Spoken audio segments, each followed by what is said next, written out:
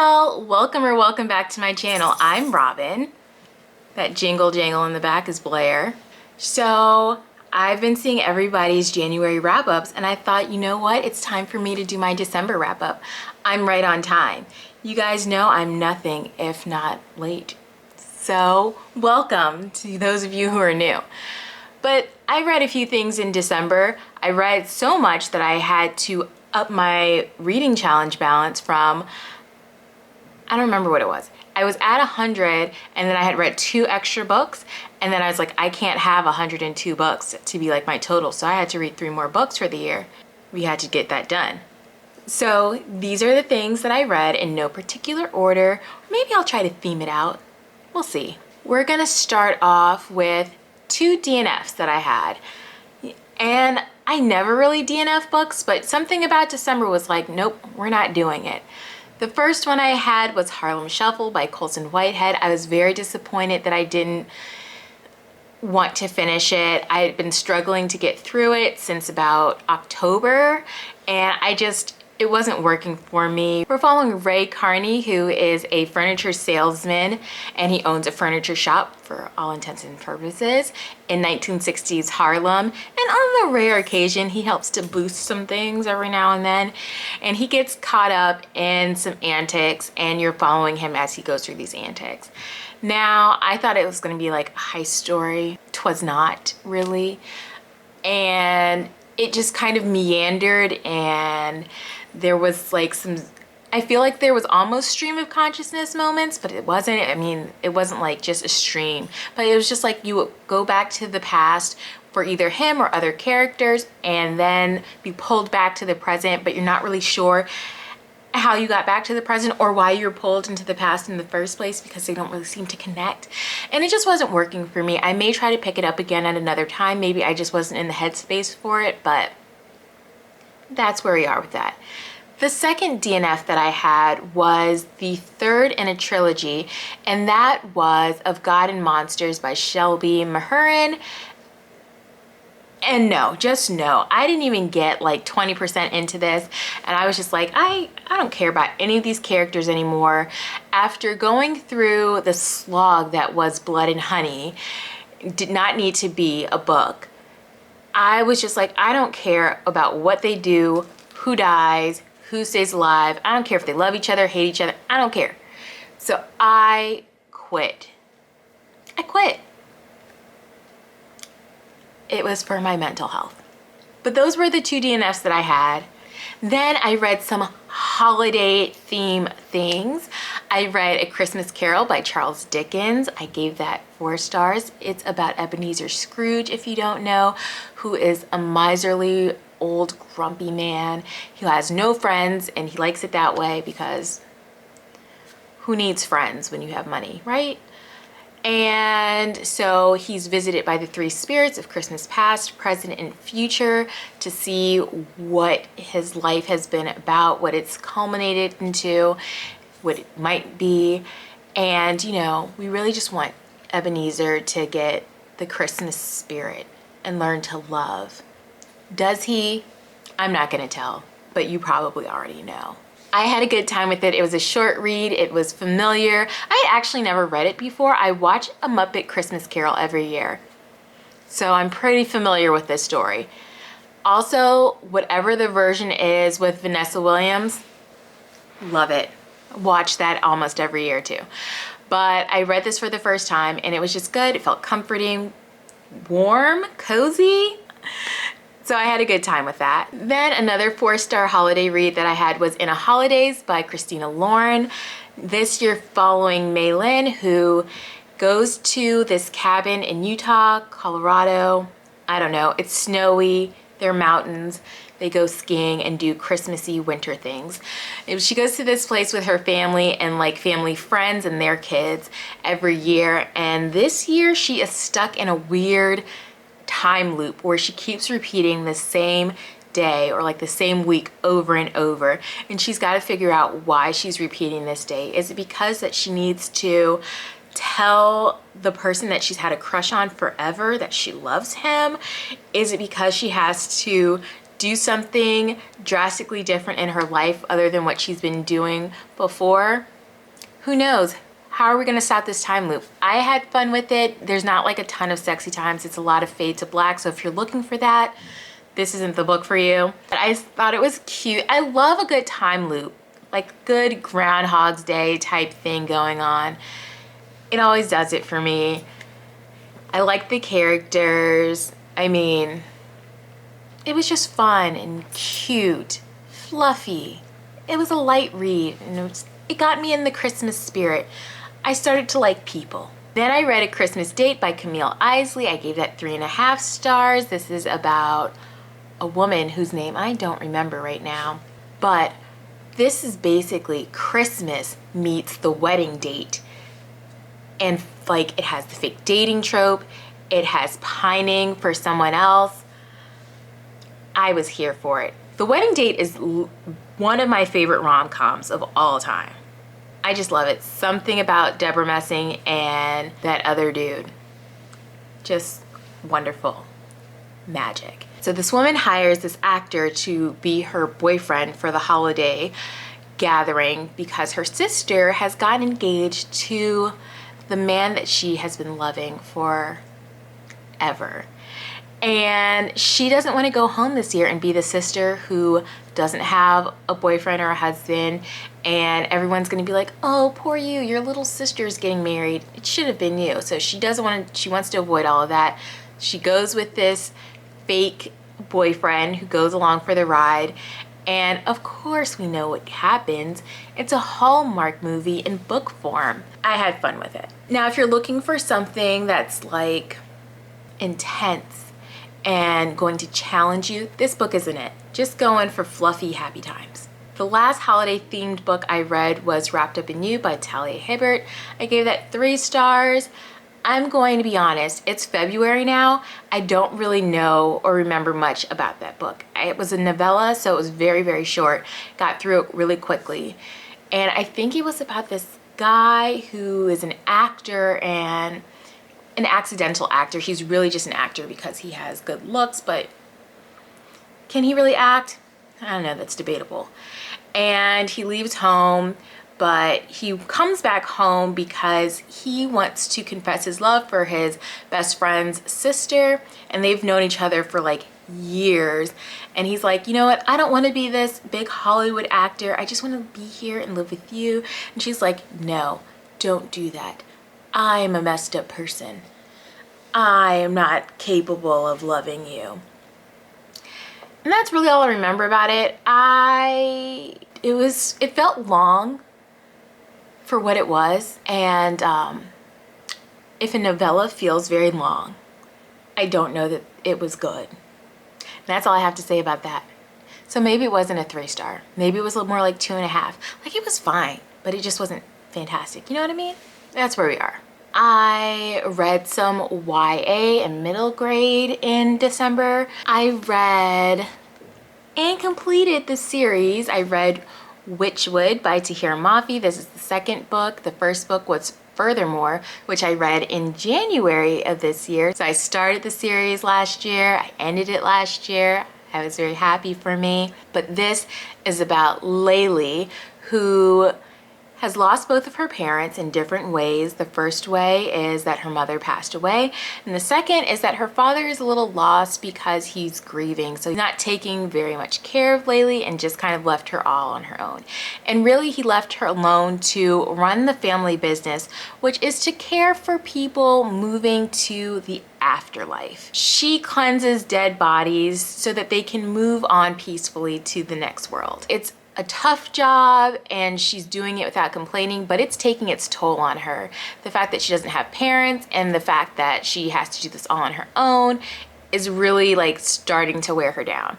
And Alice and Oliver, who are from Furthermore, they're from Farnwood, and they come in to help Laylee. Alice is sent to Witchwood to help Laylee, but she's not quite sure what she's supposed to be doing to help or why. And so you're kind of going through that whole experience with them. Laylee is very reluctant to ask or accept help from others. So you have this kind of tugging of wills between the two, Laylee, who doesn't want help, Alice and Oliver, who just want to give all of the help.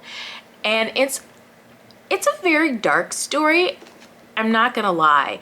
There were moments in here and I was like, wow, this is very, very dark for a middle grade, but I didn't mind it. I had a good time. I ended up giving this 3.5 stars. I also read American Street by E.B. Zaboy, and this is about Fabiola, who immigrates to the United States from Haiti with her mother.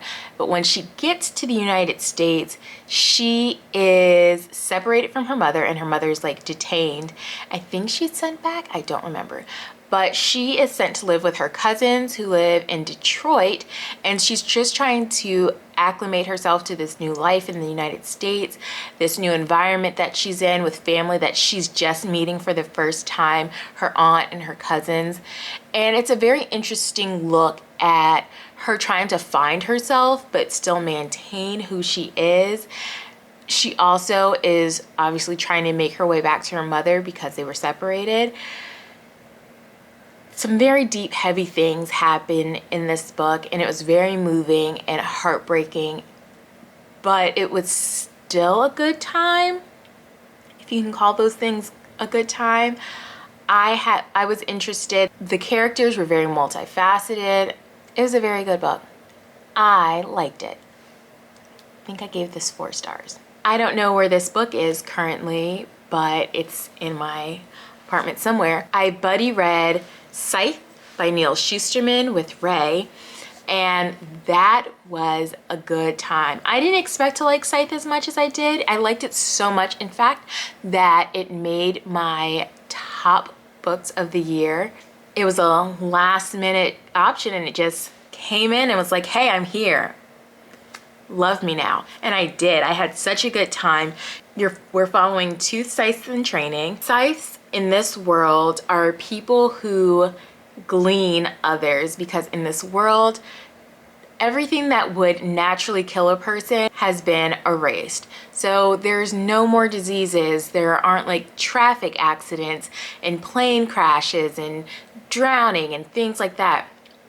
People just aren't dying. So we have these scythes who have been tasked with kind of killing people on occasion so that, you know, they can keep a status quo of people.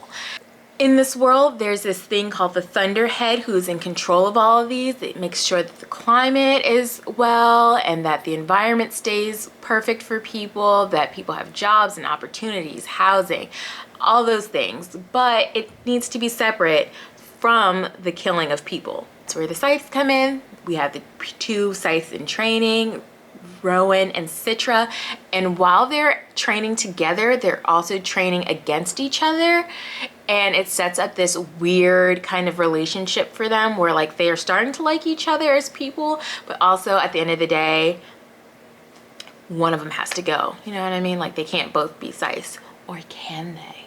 I had a really good time buddy reading this with Ray. It was fun. It was fast-paced. It was a good look at like why people chose to kill other people, what things kill us now in the olden times. There were some very unexpected turns. I like wanted to finish and get through it quickly because I was just like, what is going to happen next? It was intense at some points, some moments of humor. So yeah, I think I gave that like 4 stars. It was so good. I also read You Reach Sand by Dustin Tao. I ended up giving this 2.5 stars. It just didn't land for me like I wanted to. You're following Julie and her journey through dealing with grief as she just loses her boyfriend Sam in an accident. She skips his funeral. She gets rid of all of his things. She's trying to erase him from her life because she doesn't want to like remember him anymore because it's too sad for her. Then one day she ends up calling his phone on a whim and he answers, which is weird because Sam is dead. And so they're having these conversations, and you know at some point the conversations probably have to end, and you're just making your way in the book working towards that and how they're having these conversations about what could have been, what should have been, what will be. It is very sad. I enjoyed the exploration of grief from a teenager's perspective. We don't always get that. And I enjoyed the emotional aspect of it. However, I feel like the book was trying to get me to care more about Julie and Sam's relationship, to make it seem like this epic love story, which was why it was so hard for her to let go, which it's hard to let go of anyone that you lose. But I just wasn't getting that emotional pull for me. It just wasn't landing. It didn't feel like an epic love story. It just felt like, I don't know, but it wasn't it. So I ended up giving it 2.5 stars.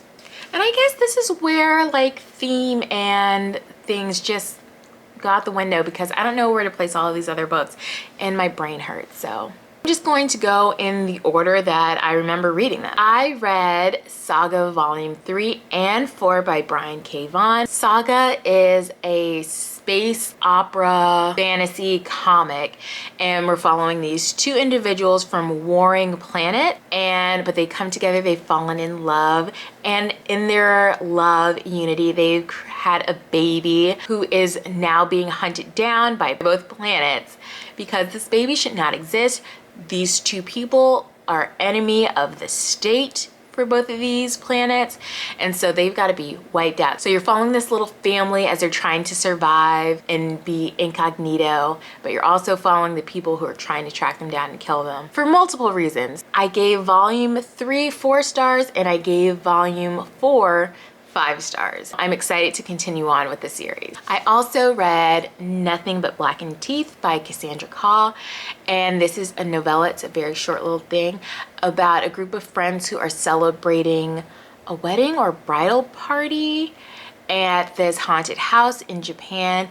And the haunted houseness is that years, decades, millennia ago, I don't remember, this bride was waiting for her groom and he never showed up, and so she was buried along with her bridesmaids in this building, like in the walls, and then every year more girls would be buried with her to keep her company until her groom showed up. So you're following the bride and groom, the current bride and groom, and their friends as they're going through this. And there were moments when it was very eerie, it was very creepy, and you were just like tense. You didn't know what was going to happen. The anticipation of waiting for this creepy bride woman to show up was nothing compared to the tension between all of the friends. They all had issues.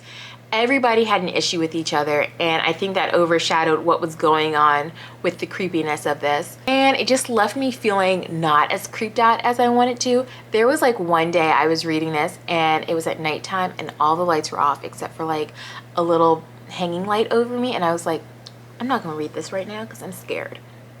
Daylight only. And then as I continued reading it in the daylight, I was like, oh, I could have just kept reading this at night. I ended up giving this like 2.5 stars. Then I read The Rosie Project by Graham Simpson.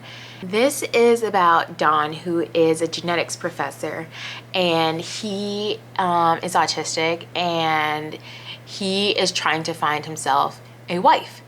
And so he has his friends set him up on these dates based on a questionnaire that he has created that will align with his preferences. So like his ideal mate would have the perfect answers to that questionnaire. Here comes Rosie, who is not any of those things, but she shows up and they have a good old time together.